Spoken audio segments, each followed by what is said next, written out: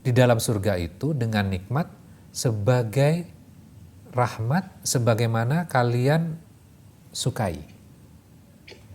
Jadi boleh makan apa saja gitu ya di dalam surga. Wala taqroba, dan janganlah kalian berdua mendekati hadhihi sajarah, pohon ini. Di sini ada kata hadhihi, kemudian syajarota. Syajarota ada tak marbutohnya di belakang itu. Itu menunjukkan satu jenis pohon. Jadi boleh memakan. Jadi surga itu seluas apa sih? Luasnya surga itu apa? Seluas apa? Langit dan bumi. Seluas langit dan bumi, benar.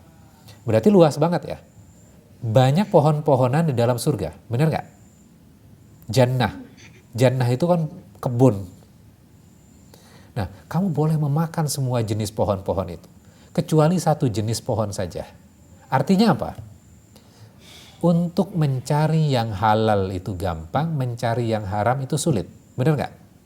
Allah cuma larang satu saja loh. Aturannya cuma itu saja. Boleh memakan apa saja? Boleh. Kecuali satu jenis pohon saja. Jadi mencari yang haram itu sulit. Wala taqraba hadhihi syajarata fatakuna minadh-dhalimin. Jika kalian mendekati pohon ini, maka kalian berdua menjadi orang-orang yang zalim. Kemudian fa'azallahuma syaitan, maka setan menggelincirkan keduanya anha dari surga. Fa'akhrajahuma, lalu Allah mengeluarkan keduanya minha kanafi, mengeluarkan keduanya dari surga itu.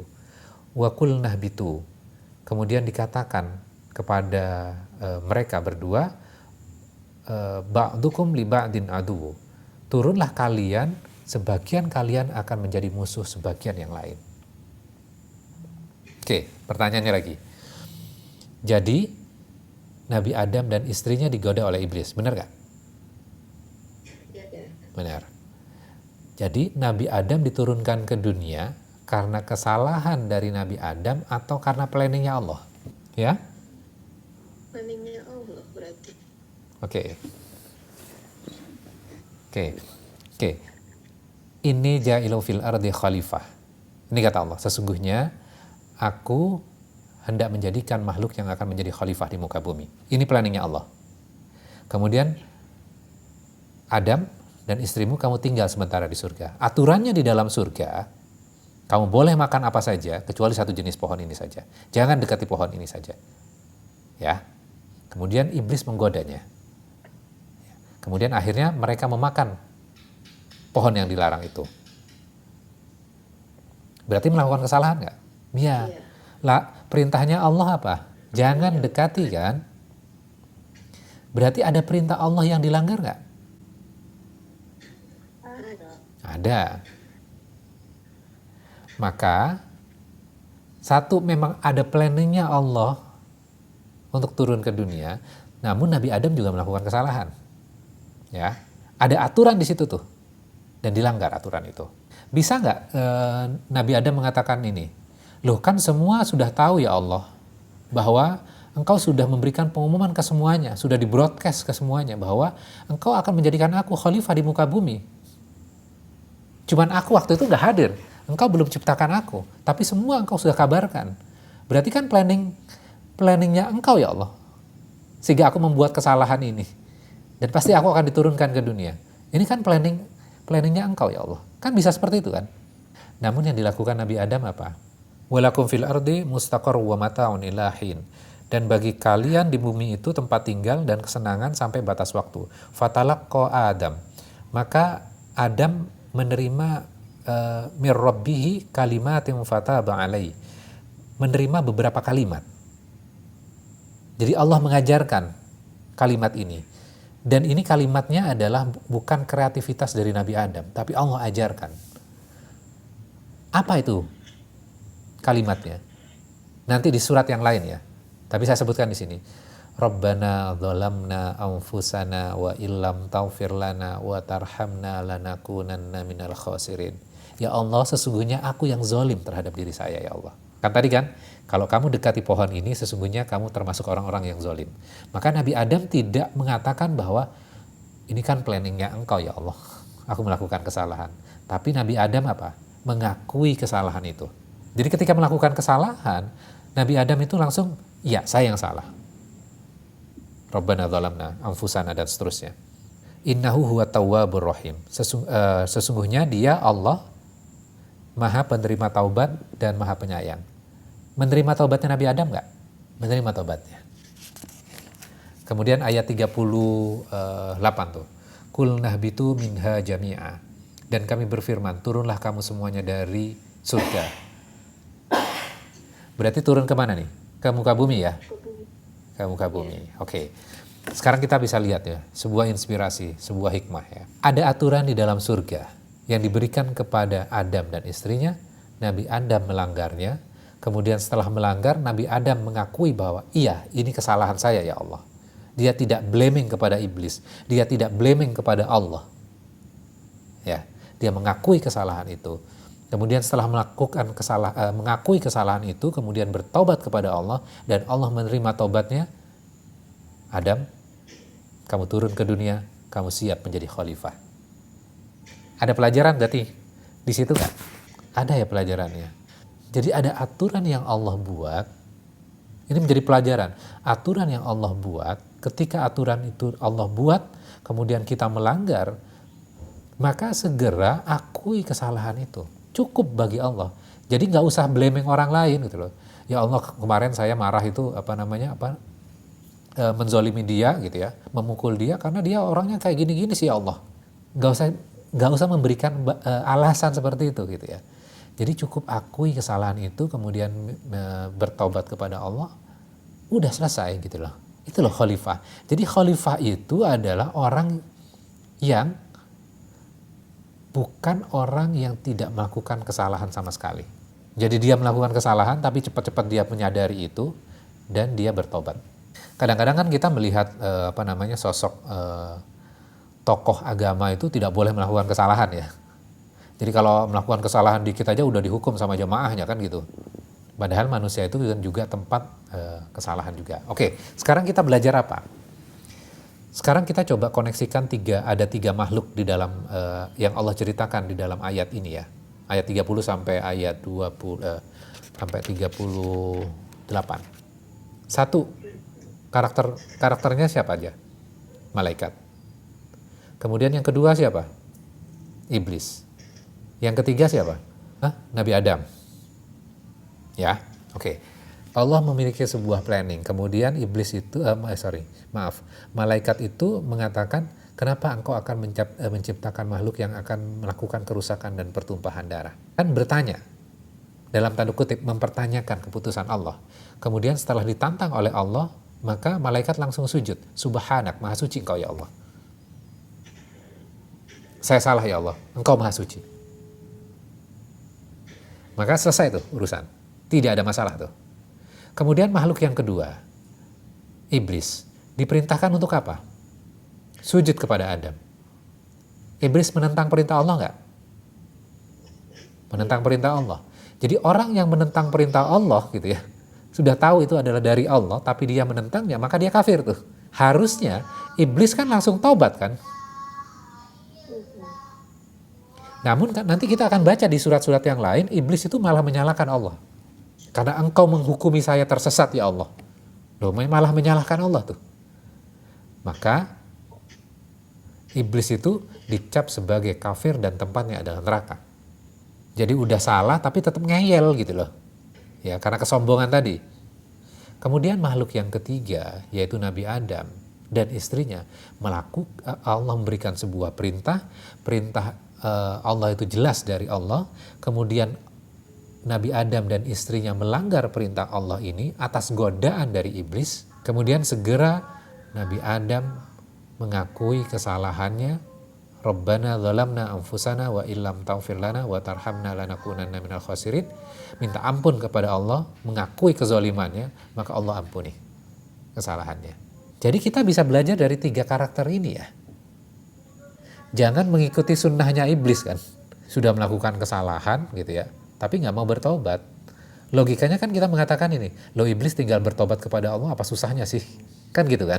Nah sekarang kita bisa lihat, dalam kehidupan kita kadang ada orang-orang yang sudah jelas dia salah, Tapi dia ngakuin kesalahannya aja nggak mau. Ada nggak karakter orang-orang seperti ini? Ada. Maka dia mengikuti sunnahnya siapa tuh berarti? Sunnahnya iblis gitu ya. Maka kalau kita mengikuti sunnahnya Nabi Adam, ketika kita melakukan kesalahan gitu ya, tinggal akui kesalahan itu. Rabbana dzalamna, ya Allah, iya ya Allah, saya yang salah, saya yang menzalimi diri saya sendiri. Jadi jangan seperti iblis menyalahkan yang lain, jadilah seperti diri Nabi Adam. Nabi Adam kan bisa saja menyalahkan, saya melakukan itu ya Allah karena iblis yang menggodai saya ya Allah. Iblis itu bersumpah atas namamu sehingga saya percaya terhadap hal itu. Kan bisa mengatakan seperti itu kan iblis? Nabi Adam bisa kan melakukan seperti itu? Mengatakan seperti itu bisa kan? Sangat bisa. Namun Nabi Adam tidak melakukan itu. Nabi Adam mengakui kesalahannya, kemudian Allah mengampuni. Selesai urusan. Ya, jelas sampai di sini ya. Maka kadang-kadang kan ada pertanyaan seperti ini. Wah, saya sudah melakukan dosa seperti ini. Kira-kira Allah mengampuni nggak? Di sini kan kita bisa belajar ya. Innahu tawwabur rahim. Sesungguhnya Allah dia maha menerima taubat dan maha penyayang. Allah sayang kok denganmu. Ketika engkau mengakui kesalahan itu, tulus, Allah ampuni. Kira-kira kalau kita baca ayat ini, kita jadi tenang nggak ya? Oh iya, Allah itu maha pengampun ya. Ya, oke. Oke, terus kita lanjutkan ya. Masih ada 2 ayat lagi ya. Ayat 38 kita ya. Kemudian jika benar-benar datang petunjukku kepadamu, petunjuk ini berarti apa? Yang Allah turunkan kan? Dalam bentuk kitab-kitab yang aku turunkan kepadamu gitu ya. Maka barang siapa yang mengikuti, faman tabi'a hudaya fala khaufun 'alaihim wala hum yahzanun.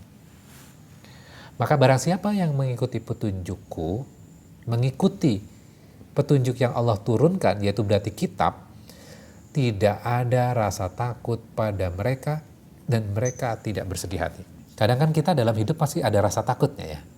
Maka kalau mengikuti petunjuk Allah, berarti mengikuti Quran gitu ya, maka tidak akan ada rasa takut dan mereka tidak akan bersedih hati. Walladzina kafaru wa kadzabu biayatina. Dan orang-orang yang kafir, mereka mendustakan biayatina, yaitu ayat-ayat kami, ulaika, mereka itu ashabun nar, mereka itu adalah penghuni neraka, hum fiha khalidun, mereka di dalamnya kekal.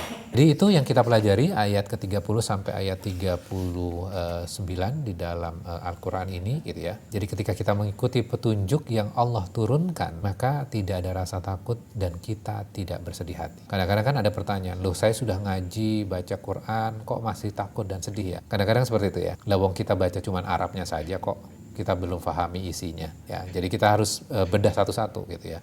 Harus bedah satu-satu, pelajari, baca gitu ya. Sehingga ketika kita sudah paham, jadi kan kita jadi nggak gamang gitu ya. Ketika mengikuti petunjuk itu. Nggak ada rasa ketakutan. Kadang-kadang kan ngajarin anak itu, wah kamu melakukan itu nanti kamu akan dimasukkan ke dalam neraka. Kan kadang-kadang seperti itu ya. Sehingga ada rasa ketakutan tuh di situ. Padahal kalau kita baca Al-Quran di bagian awal ini, Allah mengenalkan dengan sifat kasih sayangnya. Allah mengenalkan dengan rasa maha pengampunnya. Itu dulu yang harusnya diperkenalkan gitu ya. Oke, kira-kira itu silakan kalau ada pertanyaan. Saya ada pertanyaan gini. Tujuan khalifah itu apa? Goal utamanya apa sebenarnya? Menyembah kepada Allah. Mengajak manusia untuk menyembah Allah. Maka tugas para nabi dan rasul itu kan mengajarkan apa? Ketauhidan kan sebenarnya, untuk menemukan Tuhannya. Apakah iblis dari awal diciptakan Allah untuk menggoda manusia? Kalau dari kita baca ayat ini ya kita belum nyampe kepada bagian itu ya. Nanti itu di surat yang lain itu ada penjelasannya. Nah sekarang kan kita prosesnya belajar urut dulu. Nanti akan ada dialog di surat Al-A'raf gitu ya, surat Al-A'raf. Jadi iblis ketika sudah dinyatakan bahwa dia bersalah, kemudian dia tawar-menawar dengan Allah. Qala anzirni ila yaumi yub'atsun.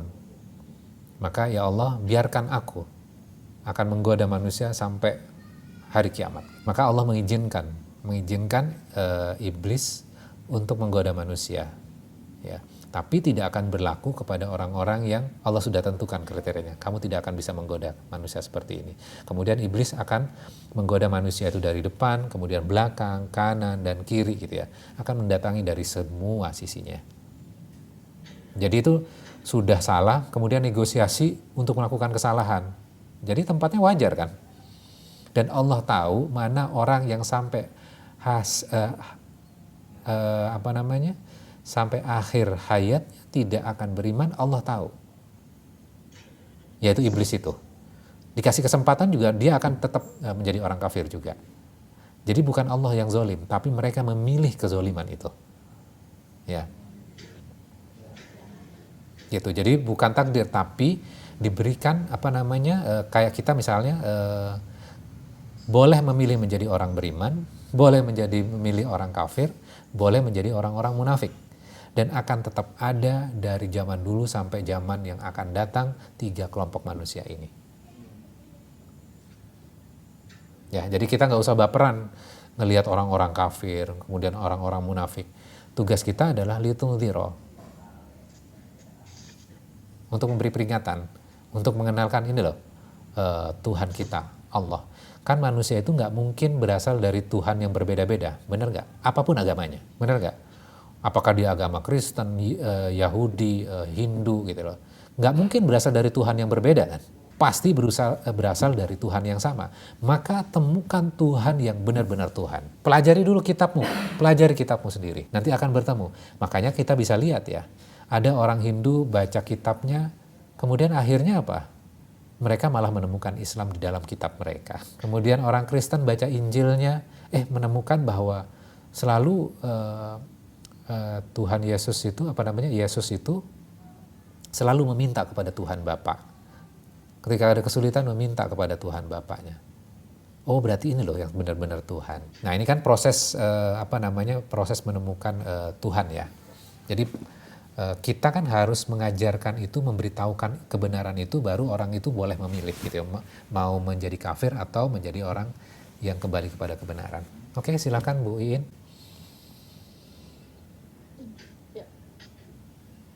Tadi kan pembelajaran dari ayat 30 di situ kan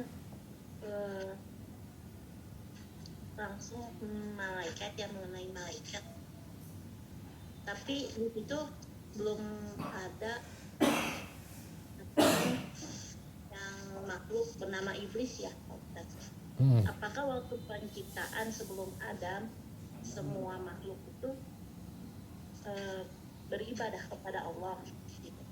Ya. Terus perbedaan juga di sini dari pertama tidak disebutkan perbedaannya gitu, penciptaan dari malaikat, antara malaikat sama iblis sebelum adanya planning Allah untuk menciptakan khalifah di bumi.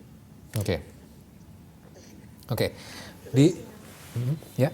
Kedua, mengenai yang tadi masalah manusia itu tempatnya ibaratnya ada salah gitu ya. Kalau misalnya dia salah berulang-ulang terus tobatnya berkali-kali, apa masih bisa diterima gitu loh Pak Ustaz? Karena kan ada sifatnya yang ngeyel gitu ya. Udah tahu ini salah gitu, tapi kadang-kadang terjerumus lagi melakukan kesalahan yang sama gitu.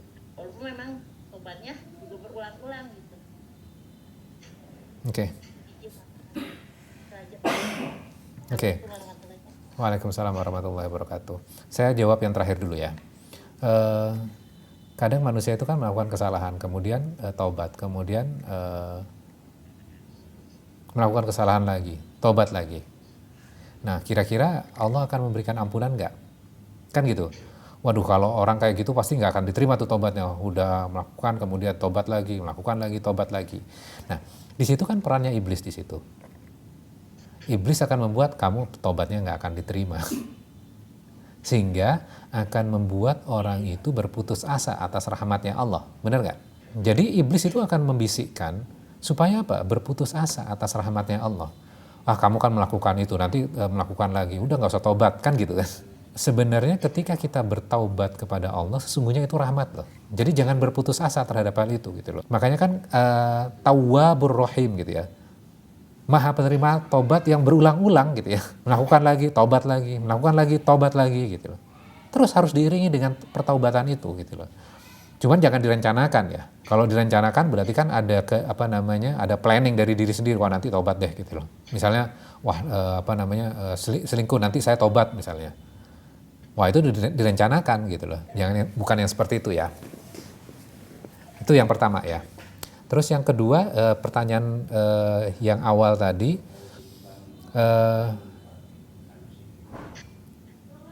di situ kan disebutkan malaikat gitu ya, tidak disebutkan iblis, tapi di bagian beberapa ayat setelahnya, setelah ayat 30 itu baru muncul iblis kan. Nah, koneksinya di mana gitu ya? Kan itu yang harus kita jawab dulu. Kan yang diumumkan lil malaikah. Kemudian semua sujud gitu ya. Wa idz qulna lil malaikah. Dan ketika kami berfirman kepada malaikat, sujudlah kamu kepada Adam, fasajadu illa iblis. Maka sujudlah semuanya kecuali iblis. Loh kok tiba-tiba ada iblis kan gitu kan pertanyaannya. Benar nggak Bu Iin ya? Nah ini kita bisa lihat sebenarnya penjelasan ini dalam kitab tafsir. Makanya tadi saya di awal menjelaskan bahwa itu dikisahkan banyak story-nya tuh sebenarnya. Jadi iblis itu adalah makhluknya Allah yang taat kepada Allah, yang beribadah kepada Allah. Ketika dia beribadah dan taat kepada Allah, maka dia mendapatkan sebuah promosi. Dia menjadi khalifah pada saat itu, gitu ya. Jadi ada masanya gitu loh. Ada masa yang Allah nggak ceritakan itu. Tapi poinnya ada dalam kitab tafsir itu, mereka dapatkan promosi setingkat para malaikat. Sehingga ketika malaikat dipanggil, iblis juga hadir pada saat itu. Ya, kita ngelihat koneksinya gitu ya. Oh iya ternyata ini ya. Oh ternyata tiga makhluk. Kira-kira gitu, Bu Iin ya. Mudah-mudahan bisa menjawab ya. Oke, kita cukupkan sampai di sini. Udah jam 21 lewat. Jadi saya recap kembali ya, supaya ini nempel dan saya harus berulang-ulang supaya ibu bapak sekalian bisa memahami pelajaran yang kita sudah pelajari mulai dari awal Al-Fatihah, kemudian surat Al-Baqarah gitu ya. Di dalam surat Al-Fatihah itu kan permohonan kita di dalam setiap sholat kita ulang-ulang. Doanya apa? Ihdinas siratal mustaqim, tunjukilah kami jalan yang lurus. Ya. Kemudian habis itu setelah kita minta kepada Allah, ternyata Alif Lam Mim dzalikal kitabul la raiba fi hudal lil muttaqin. Alif Lam Mim, kitab itu, kitab Al-Qur'an yang Allah turunkan itu merupakan petunjuk. Tuh petunjuknya sudah ada. Petunjuknya Allah sudah datangkan. Yang kita minta di dalam surat Al-Fatihah, ihdinas siratal mustaqim, Allah langsung jawab. Ini loh petunjuknya, Al-Quran ini. Kemudian Allah jelaskan, ini loh orang beriman. Kemudian ini loh orang kafir. Kemudian yang berikutnya, ini loh orang-orang munafik. Ada 3 kelompok manusia ini. Kemudian habis itu Allah sapa manusia, ya ayuhan nas, wahai manusia. Tidak disapa pertama kali itu, ya ayyuhalladzina amanu, wahai orang-orang beriman. Allah tidak menyapa hal itu. Karena makhluknya Allah sekarang Islam maupun non-Islam sama-sama makhluknya Allah nggak? Sama-sama makhluknya Allah. Maka Al-Quran ini adalah untuk seluruh manusia. Bukan hanya untuk orang Islam saja. Maka yang disapa adalah ya ayyuhan nas. Kemudian diminta untuk menyembah Tuhanmu yang menciptakan kamu dan yang menciptakan orang-orang sebelum kamu. Kemudian perhatikan alam semesta, perhatikan langit, perhatikan bumi. Kemudian Allah turunkan air hujan dari langit. Kemudian menumbuhkan berbagai macam jenis tanaman, menumbuhkan buah-buahan yang berbagai macam jenis. Ya. Artinya itu juga analogi buat kita bahwa air hujan itu diturunkan dari mana? Dari langit. Al-Quran itu diturunkan dari mana? Dari langit, dari Allah. Supaya kamu tahu bagaimana Al-Quran itu akan menghidupkan hati setiap orang, kamu bisa mempelajari kaitannya dengan air hujan. Diturunkan dari langit, kemudian jatuh ke bumi, menumbuhkan berbagai macam jenis makanan, menghasilkan buah-buahan, dan rasanya bisa berbeda-beda. Maka Al-Quran Allah turunkan dari langit ke bumi dan akan menghidupkan hati setiap manusia. Dan buahnya akan berbeda-beda. Keimanan orang itu akan berbeda-beda. Levelingnya akan berbeda-beda. Ada orang yang langsung beriman, ada orang yang masih menentang dulu kemudian baru akhirnya sadar. Setelah kejadian hebat pada dirinya, ada kejadian hebat pada keluarganya, kejadian hebat pada keluarga yang disayangi dia, itu menggoyangkan hatinya, kemudian akhirnya dia mencari kaitannya dengan Tuhannya. Maka akan bertemu dengan Tuhannya. Jalan setiap orang akan berbeda-beda. Itulah proses air hujan dan Al-Quran itu mirip. Allah memberikan analogi itu. Kemudian habis itu Allah menceritakan tentang 3 makhluk yang Allah ciptakan pertama kali gitu ya. Dialognya diceritakan kepada kita. Allah membuat planning kaitannya penciptaan Adam untuk menjadi khalifah di muka bumi. Kemudian di situ ada para malaikat, kemudian di situ ada iblis. Kita bisa belajar attitude dari ketiga makhluk ini. Maka supaya kamu tenang hidup kamu, tidak ada rasa takut dan tidak ada kekhawatiran, maka ikuti Al-Quran itu. Nah, kira-kira itu adalah recap pelajaran kita hari ini. Kemudian bagian berikutnya itu bercerita tentang Bani Israel. Ya, Bani Israel melakukan perpecahan dan pertumpahan darah nggak? Iya, berarti benar dong malaikat. Tapi ingat, akan ada makhluknya Allah yang taat dan akan membuat kesejahteraan. Habis itu setelah cerita Bani Israel, Allah menceritakan tentang Nabi Ibrahim yang lulus dari berbagai macam ujian dan akan menjadi khalifah, pemimpin. Maka agama Islam itu diidentikan dengan Nabi Ibrahim. Nabi Muhammad itu memurnikan ajaran Nabi Ibrahim, mentauhidkan Allah. Itu nanti sejarahnya. Nah, kita kan baru sampai ayat 39. Kira-kira itu gambarannya, gambaran besarnya, mudah-mudahan bermanfaat buat ibu bapak sekalian. Silahkan dibaca kembali di rumah masing-masing surat Al-Baqarahnya. Kalau misalnya ada pertanyaan atau ada yang tidak jelas, silahkan ditanyakan di pertemuan berikutnya. Kita tutup dengan doa kafaratul majelis. Subhanakallahumma wa bihamdika asyhadu an la ilaha illa anta astaghfiruka wa atubu ilaik. Mohon maaf jika ada yang kurang berkenan. Wabillahi taufiq wa hidayah. Wassalamualaikum warahmatullahi wabarakatuh. Waalaikumsalam warahmatullahi wabarakatuh.